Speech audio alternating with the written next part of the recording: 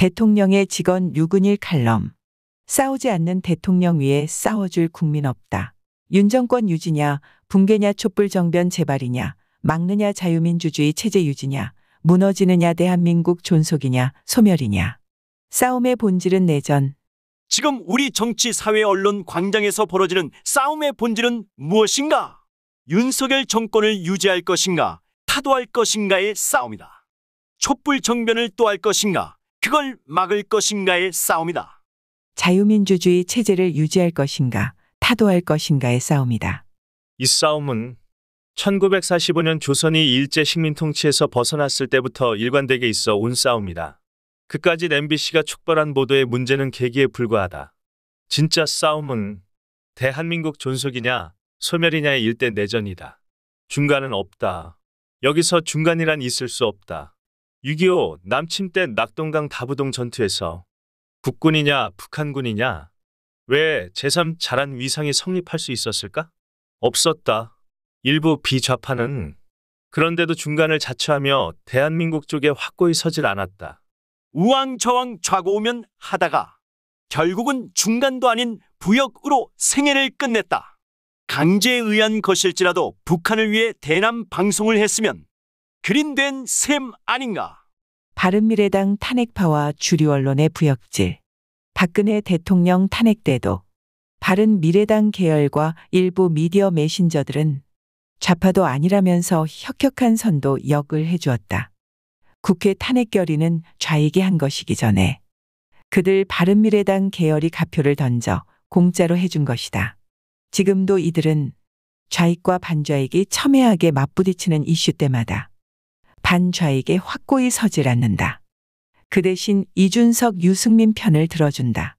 이들이 지금 국민의 힘을 장악하고 있으니 말을 해 뭘 하나? 그들이 노리는 것. 이들 바른미래당 계열과 일부 미디어 메신저들은 같은 배를 탄 형국이다. 그들은 정치적 이익 공동체다. 그들의 공동 목표는 이런 것들이다. 1. 좌익은 우리 사회의 엄청난 힘으로 성장해 있다. 이들에게 정면으로 대드는 건 위험하다. 적당히 밀려줘야 한다. 좌익이 야당이 되어도 그들을 심하게 매도하지 말아야 한다. 그들이 재집권할 때 당하지 않으려면 항상 양다리 걸쳐야 한다. 2. 이런 필요에서 정통 자유주의 우파로부터는 일정 거리를 두고 이탈해야 한다. 중도, 개혁 우파, 실용 등등의 그럴듯한 명분으로 정통 자유주의 우파는 극으로 몰아세우고 3. 대통령제는 버겁다. 내각제로 가 지분을 확보해야 한다. 대통령, 총리가 누가 되든 지분을 가진 우리 과도 실세들의 세상으로 가자. 4.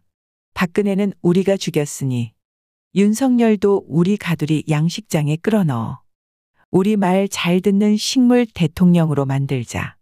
윤 대통령에게 묻는다.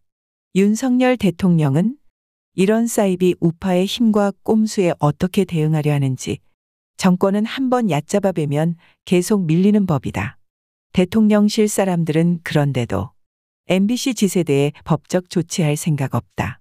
고했다 한다. 사실이라면 약세를 이미 보인 셈이다. 이런 식이라면 광화문 광장에 폭민이 곧 모여들 때 누가 과연 정권을 지켜줄 것인가.